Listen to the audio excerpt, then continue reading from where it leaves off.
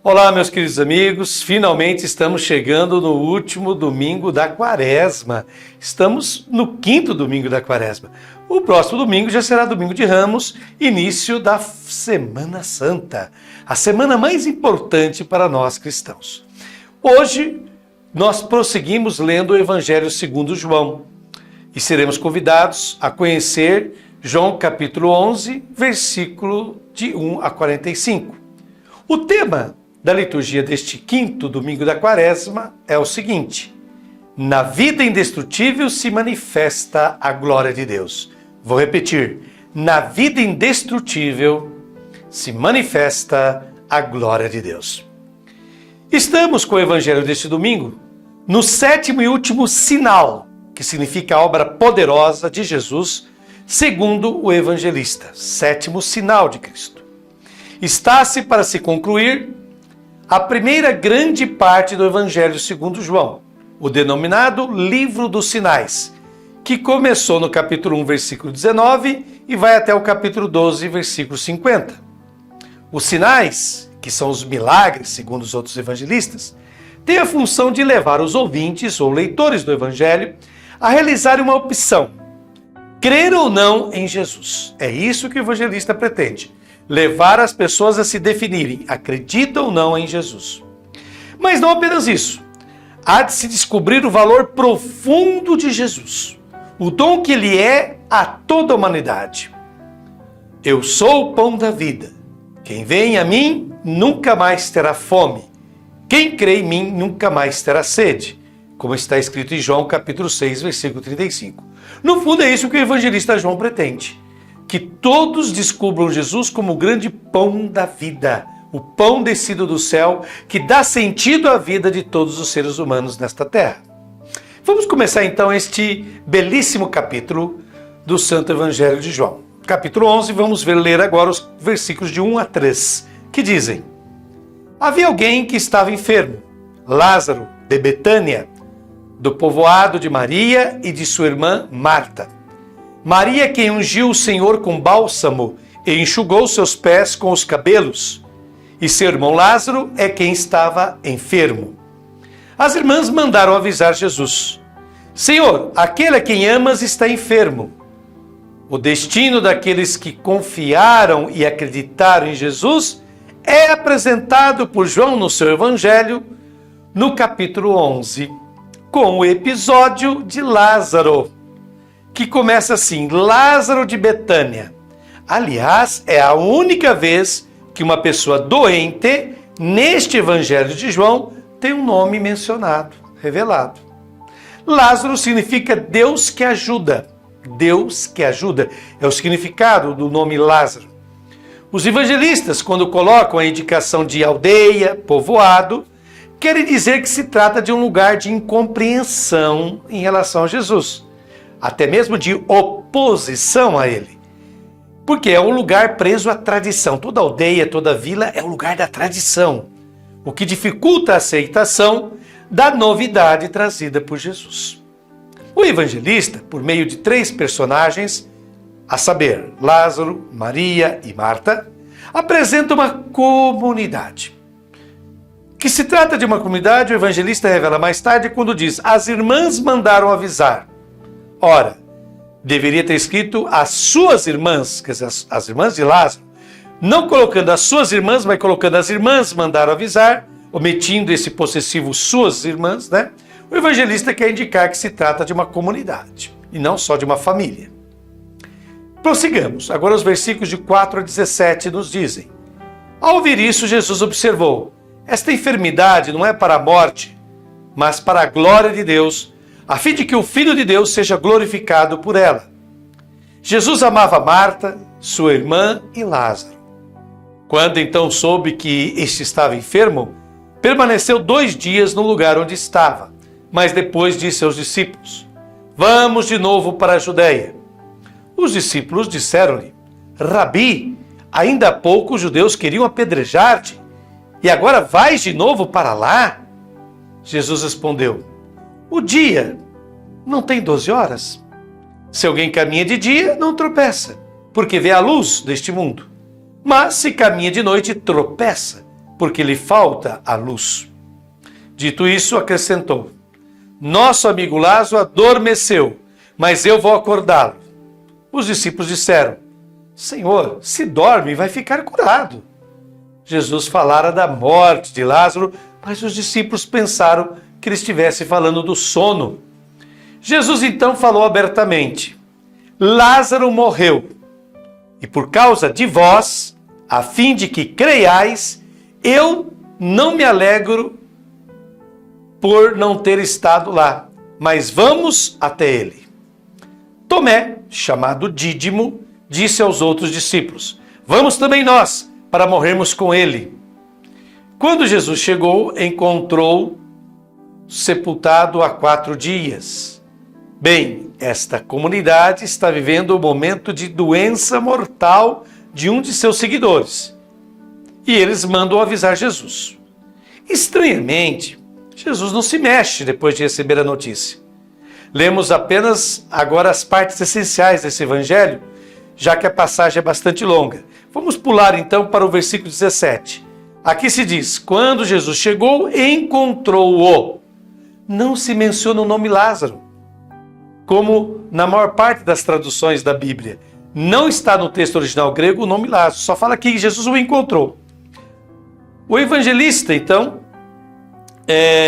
não menciona o nome Lázaro, apenas menciona encontrou-o, porque Lázaro não está no sepulcro.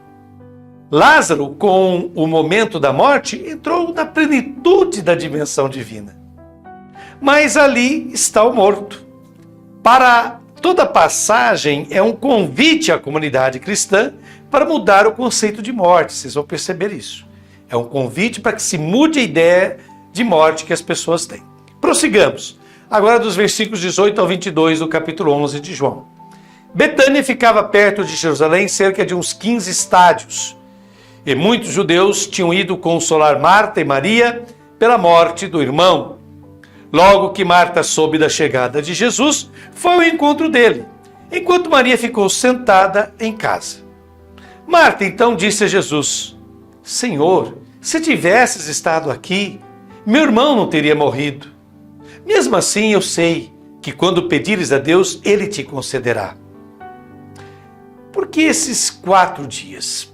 Ora, acreditava-se que durante 3 dias, o espírito do indivíduo morto permanecia vigiando o cadáver.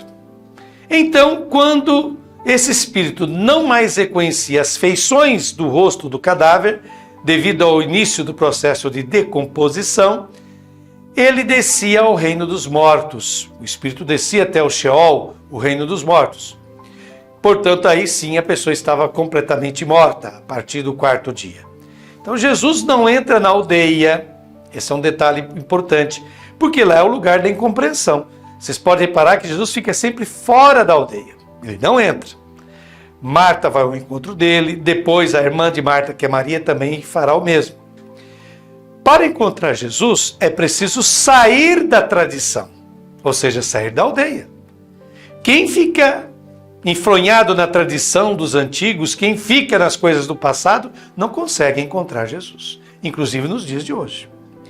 Então Marta, logo que soube da chegada de Jesus, foi ao encontro dele. É o que acabamos de falar. É Marta que vai ao encontro de Jesus fora da aldeia, fora da vila.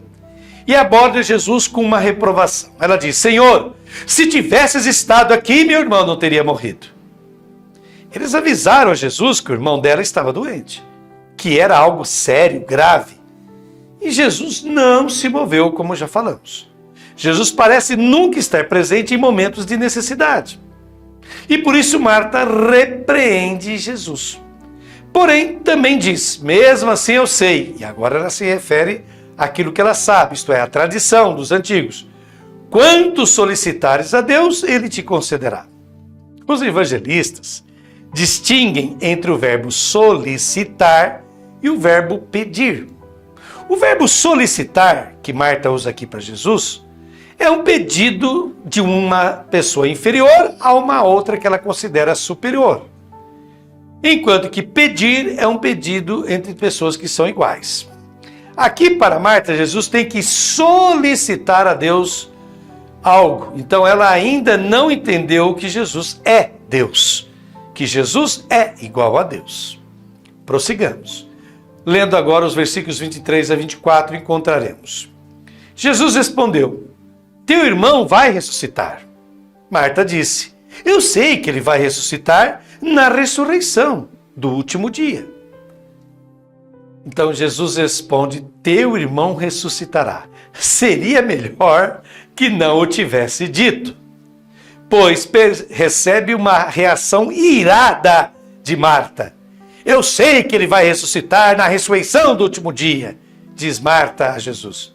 Quando uma pessoa está de luto, se lhe disserem para confortá-la que a pessoa falecida será ressuscitada, logo vem a pergunta: mas quando? Não apenas a pessoa não recebe consolo, mas quando se fala de ressurreição para alguém que perdeu uma pessoa morta, querida, ela é lançada no desespero, porque quando ela vai ressuscitar? Hoje? Amanhã? Daqui um mês? Daqui um ano? No fim dos tempos? Se for no final dos tempos, tudo bem, pois até nós já estaremos mortos. Então, isso não serve de consolo.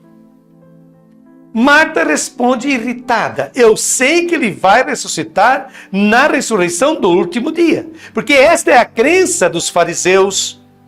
Para os fariseus, a ressurreição se dará no último dia do universo. Vivia-se, morria-se, acabava-se no lugar dos mortos, em seguida, lá pelo último dia, um hipotético dia final, haveria a ressurreição dos justos. Era essa a crença daquela época. Vocês vão ver que com Jesus a coisa muda. Leamos agora os versículos de 25 a 26. Então Jesus declarou: eu sou a ressurreição e a vida. Quem crê em mim, ainda que tenha morrido, viverá. E todo aquele que vive e crê em mim, jamais morrerá. Crês isto? Ela respondeu: sim, Senhor, eu creio firmemente que tu és o Cristo, o Filho de Deus, aquele que vem ao mundo. E aqui está a revelação de Jesus, que muda completamente o conceito de vida, o conceito de morte, o conceito de ressurreição. Jesus diz a Marta: eu sou. Eu sou não é uma reivindicação de presença, mas é a reivindicação do nome divino. Eu sou é o nome com o qual Deus se revelou a Moisés, dizendo eu sou, lá em Êxodo, capítulo 3, versículo 14. Portanto, Jesus reivindica a plenitude da condição divina, a ressurreição e a vida. Ele não diz eu serei, ele é a ressurreição e a vida. Portanto, a vida e a ressurreição não serão, mas já são. Não é coisa dos últimos dias, dos últimos tempos. É agora. Então a resposta de Jesus é articulada em dois elementos. O primeiro é dirigido à comunidade que está enlutada por um dos seus membros falecidos. E Jesus diz: quem crê em mim, e Lázaro acreditava nele, ainda que tenha morrido, mesmo que agora veja um cadáver, viverá, continua a viver. Para Jesus é assim. Portanto, não há mortos, há pessoas vivas que continuam a viver mesmo após a morte. Portanto, Jesus pede que a comunidade que chora uma pessoa morta tenha essa fé. Mas depois, aos membros da comunidade que estão vivos, Jesus diz: e todo aquele que vive, portanto vocês que estão aqui me ouvindo e que estão vivos, todo aquele que vive e crê em mim, e que me deram apoio, jamais morrerá. Jesus garante-nos que não experimentaremos a morte, isso mesmo. Jesus nos garante que não experimentaremos a morte. A morte não interrompe a vida, mas introduz-nos imediatamente numa dimensão nova, plena e definitiva da existência. Mas Jesus pergunta a Marta se ela consegue acreditar nisso. E finalmente, há crescimento na fé. Marta diz: sim, Senhor, eu creio firmemente que tu és o Cristo, o Filho de Deus, aquele que vem ao mundo. Então, finalmente, Marta cresceu na sua fé. Ela já não está mais presa apenas à fé ensinada, ou praticada naquela época. Prossigamos agora lendo os versículos de 32 a 36 de João 11, onde está: Maria foi então ao lugar onde estava Jesus. Quando o viu, caiu a seus pés e disse-lhe: Senhor, se tivesses estado aqui, meu irmão não teria morrido. Quando Jesus a viu chorar, bem como aos que estavam com ela, comoveu-se profundamente no espírito e ficou conturbado. E perguntou: Onde o pusestes? Responderam: Vem ver, Senhor. Jesus chorou. Os judeus então disseram: Vede como ele o amava. Bem, a passagem continua e vamos pular agora para o versículo 33, que diz: Quando Jesus a viu chorar, houve a intervenção da outra irmã, Maria, que repreendeu Jesus com as mesmas palavras da sua irmã Marta, momentos atrás. Em seguida, quando Jesus a viu chorar, bem como aos que estavam com ela, comoveu-se profundamente no espírito e ficou conturbado. E verdadeiramente o verbo usado pelo evangelista não é comover-se, é tremer, é reprimir uma sensação forte. Jesus treme, ele está reprimindo uma forte sensação dentro dele. Poderíamos traduzir, ele bufou, ele estremeceu. É Jesus que não suporta essa situação, porque a sua comunidade, a comunidade de Lázaro, está chorando, em prantos. Exatamente como choram os judeus, como chora a tradição. E Jesus aqui no versículo 35 não se prorrompeu em prantos. Jesus verteu lágrimas, é diferente. Lacrimejou. Aqui é usado um verbo única vez em todo o Novo Testamento. O da criem, que é lacrimejar. Verteu lágrimas. Esse verbo só é usado aqui. Então Jesus não se prorrompe em prantos, ele lacrimeja. Ele se contém. O evangelista usa dois verbos diferentes para a reação de Maria, Marta e dos judeus e para aquela de Jesus. Para o choro de Jesus, eu repito, ele usa lacrimar ou lacrimejar, uma expressão de dor. Para o choro das irmãs e do povo, ele usa o pranto, que se fazia nas condolências fúnebres, que indicava desespero total. Aqui está a diferença. Jesus não está desesperado. Jesus está sentido, tocado por dentro, pela amizade que tinha com Lázaro. Mas ele não se prorrompe em pranto de desespero, digamos assim. Vamos ver agora o versículo 38, que diz: Jesus, outra vez, comovido interiormente, foi até o túmulo, era uma gruta fechada com uma pedra.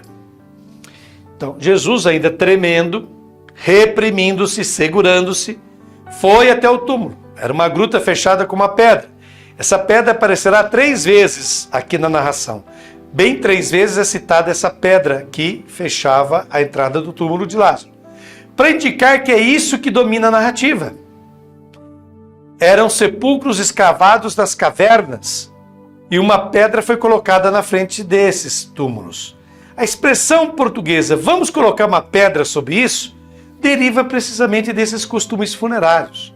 Quando se coloca uma pedra em cima de algo, significa que entre o mundo dos mortos e o dos vivos não há mais continuidade, não há mais comunicação. É isso que, no fundo, a comunidade pensava. Não há mais comunicação. Já tem uma pedra tampando Lázaro aí. Não tem mais jeito de se comunicar com ele. Vamos então prosseguir agora João capítulo 11, versículos de 39 a 44a. 44, primeira parte. Jesus disse: tirai a pedra. Marta, a irmã do morto, disse-lhe: Senhor, já cheira mal. É o 4º dia. Jesus respondeu: não te disse que, se creres, verás a glória de Deus? Tiraram então a pedra. E Jesus, levantando os olhos ao céu, disse: Pai, eu te dou graças porque me ouviste. Eu sei que sempre me ouves, mas falo assim por causa da multidão ao meu redor, para que creia que tu me enviaste.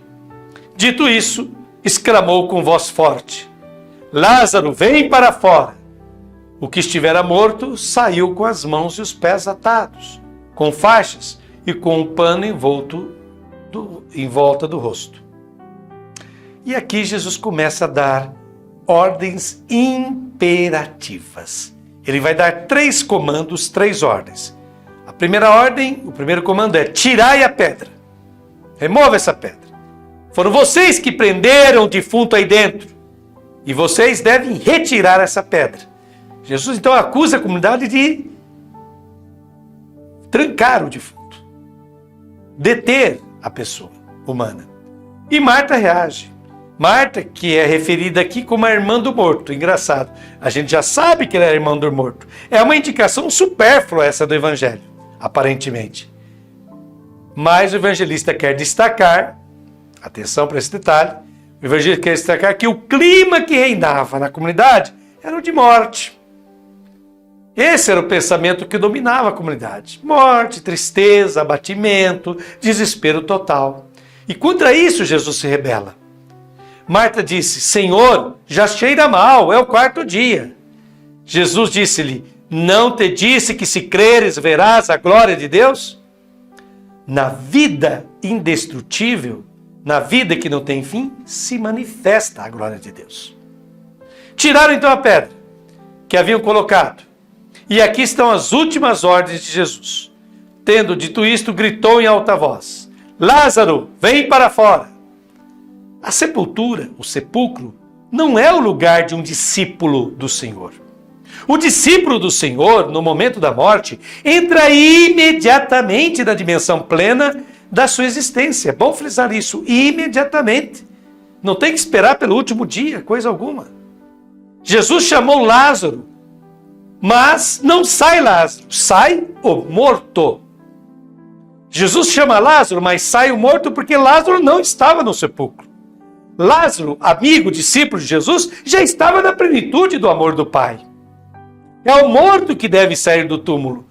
Ou seja, o evangelista quer ajudar a comunidade a mudar completamente a sua mentalidade em relação à morte, que os defuntos não estão num túmulo, mas continuam a sua existência na plenitude da dimensão divina. Por isso que o evangelho fala: o morto saiu. Não fala Lázaro saiu, o morto saiu do túmulo. E estranhamente, com as mãos e os pés atados com faixas, que não era a maneira judaica de sepultar. O cadáver, entre os judeus, era lavado com água e vinagre. Depois era colocado um pano por cima dele, um sudário, mas não se amarrava pés e mãos do cadáver. Por que aqui o morto está com os pés e as mãos amarrados? É a pergunta. Porque estar amarrado era o símbolo da morte. Nos Salmos lemos: rodearam-me os laços da morte. Está lá no Salmo 116, versículo 3. Então, amarrar o morto significa ser prisioneiro da morte. Né? Então, isso que significa estar amarrado com faixa. Fizeram desse morto o prisioneiro da morte. Exatamente aquilo que Jesus Cristo vai dizer que não há, que não existe. Vamos prosseguir então para o finalzinho desse Santo Evangelho deste domingo. Lendo agora a segunda parte do versículo 44 e o versículo 45. Jesus então disse-lhes: desatai-o e deixai-o ir. Muitos judeus que tinham ido à casa de Maria, vendo isto que Jesus fizera, creram nele. Então as últimas ordens de Jesus são reveladoras. Desatai-o, desamarrai-o. Fostes vós que o prendestes como um morto sem vida, vós que o rebaixastes a este túmulo. E a última ordem é estranha. Após soltai-o, desamarrai-o, teríamos esperado: deixe-o vir, vamos ao seu encontro, receba-o, celebre-o. Nada disso. A última ordem de Jesus, o último comando, estranhamente, é: deixai-o ir. Mas para onde ele deve ir? O morto deve ir onde Lázaro já está. Ou seja, na dimensão da plenitude da vida. É a comunidade que deve mudar de mentalidade. É estranho que este morto saia sem dizer uma palavra, nem um agradecimento. Não vai para as irmãs que tanto o lamentaram, choraram por ele. Mas o morto deve ir. O evangelista usa o mesmo verbo ir que ele usou para indicar o itinerário de Jesus com o Pai. Pois bem, esta expressão do evangelista nos ilumina sobre o sentido da morte.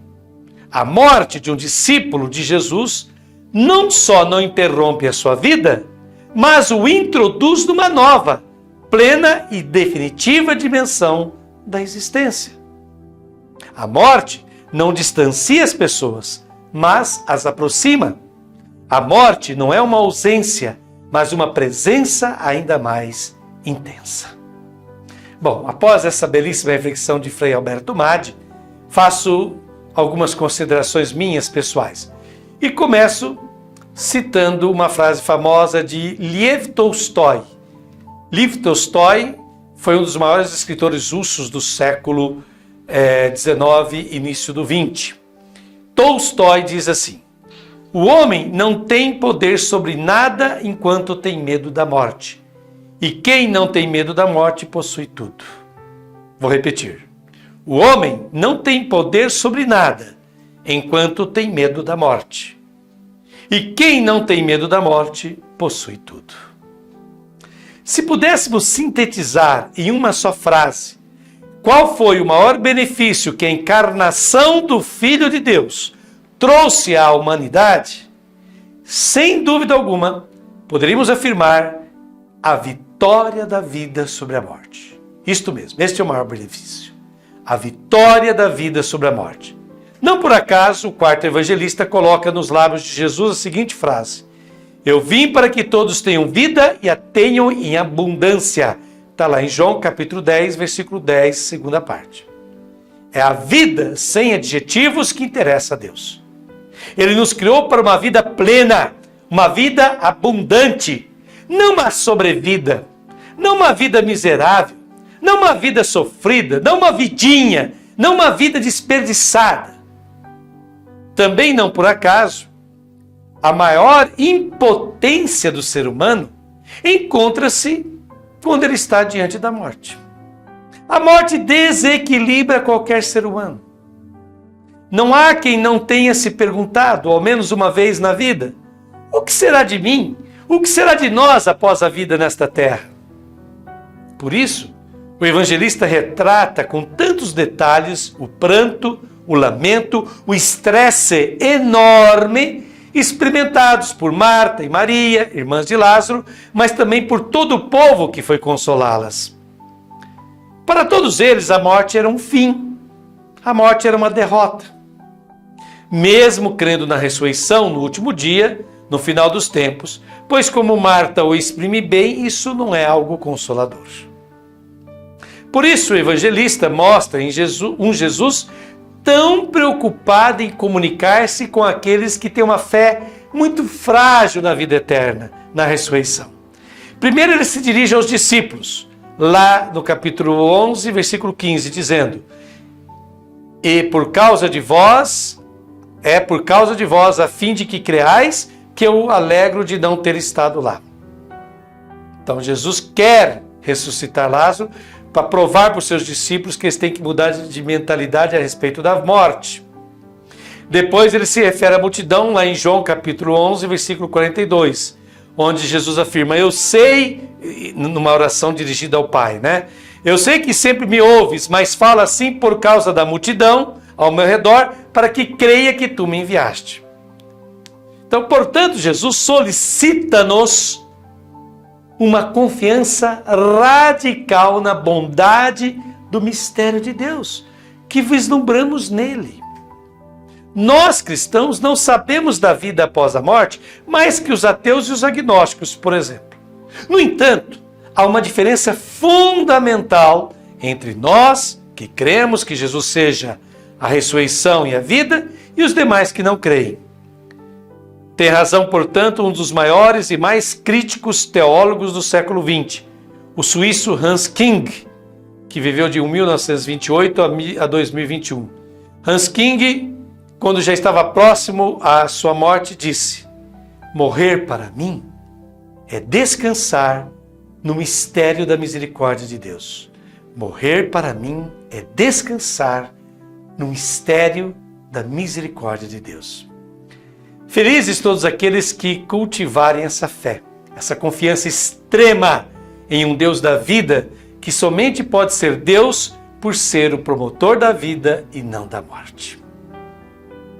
E agora, querido irmão, querida irmã, concluindo essa nossa meditação do Santo Evangelho deste quinto domingo da Quaresma, está aqui uma belíssima prece, uma belíssima oração, saída do coração de um monge carmelita, que nos diz: diante da sepultura do teu amigo morto, tu, Senhor da vida, repreendeste a morte por aquele ultraje.